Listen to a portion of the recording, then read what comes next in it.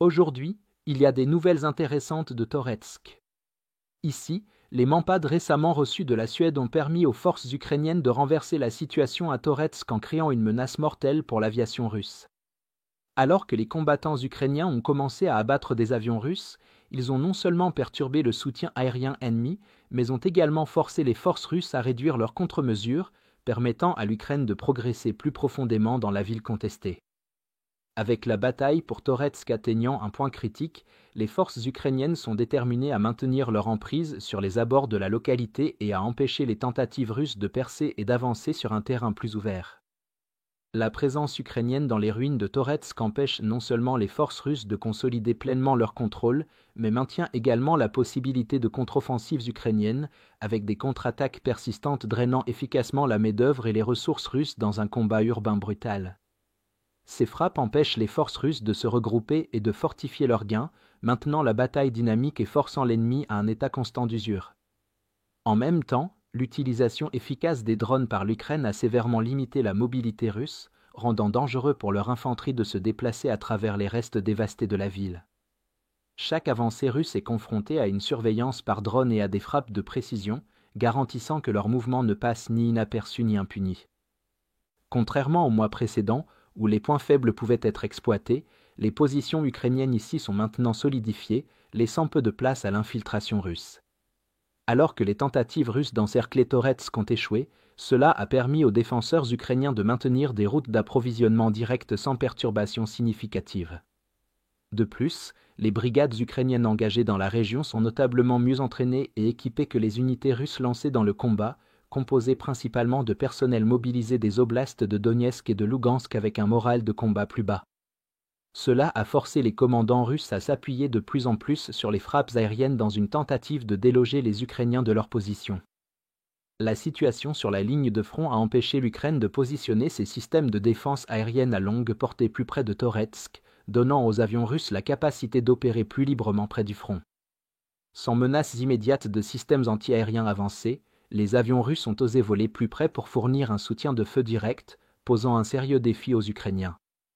Reconnaissant la nécessité de contrer la puissance aérienne russe, les forces ukrainiennes ont commencé à déployer des systèmes de défense aérienne portables comme un outil d'embuscade efficace.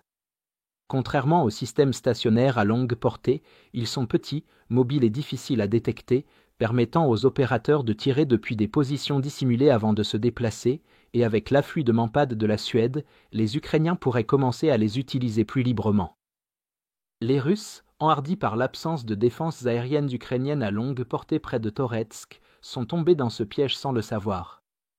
Une vidéo géolocalisée de la région montre des combattants ukrainiens surveillant une paire d'avions d'attaque russes Su-25 avant de lancer un missile anti-aérien depuis un Mampad Igla et d'abattre avec succès l'un des avions. Cela a non seulement perturbé le soutien aérien russe dans la région, mais a également créé des problèmes supplémentaires. Bientôt, un hélicoptère russe Mi-8 a été dépêché pour évacuer le pilote abattu, ce que les Ukrainiens attendaient en lançant des drones FPV qui l'ont rapidement ciblé, le forçant à abandonner la mission et à laisser l'équipe d'évacuation derrière. Bien que l'hélicoptère russe ait réussi à s'échapper grâce à son système de guerre électronique, on ne sait toujours pas s'il a subi des dommages causés par les drones, soulignant les vulnérabilités de la Russie et rendant clair que les opérations aériennes près de Toretsk étaient devenues de plus en plus dangereuses.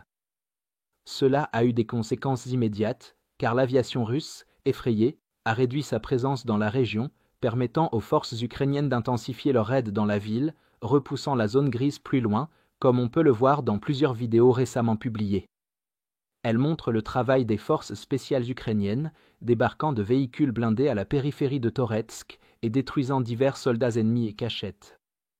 Dans l'ensemble, l'utilisation réussie des systèmes de défense aérienne portables à Toretsk a prouvé à quel point ils sont cruciaux pour les opérations de première ligne.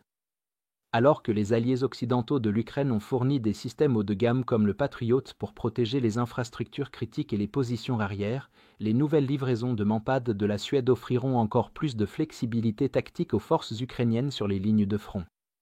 Ces armes supplémentaires leur permettront de continuer à nier la supériorité aérienne russe dans des zones contestées comme Toretsk, forçant les pilotes russes à opérer avec un risque accru ou à de plus grandes distances, abandonnant ainsi le soutien aérien rapproché. Enfin, nous lançons officiellement notre toute première vente de printemps. C'est la meilleure occasion de soutenir notre journalisme indépendant ukrainien tout en bénéficiant d'une énorme réduction de 40% sur votre abonnement. Comme vous le savez, cette vente intervient à un moment très difficile pour l'Ukraine. C'est pourquoi, en ce moment, votre soutien est plus important que jamais. En vous abonnant, vous ne soutiendrez pas seulement nos efforts, mais vous aurez également accès à nos analyses exclusives, à des aperçus complets de tous les fronts et à nos vidéos sur la géopolitique stratégique. Si vous souhaitiez nous soutenir mais n'en avez jamais eu l'occasion, c'est le moment idéal pour faire la différence.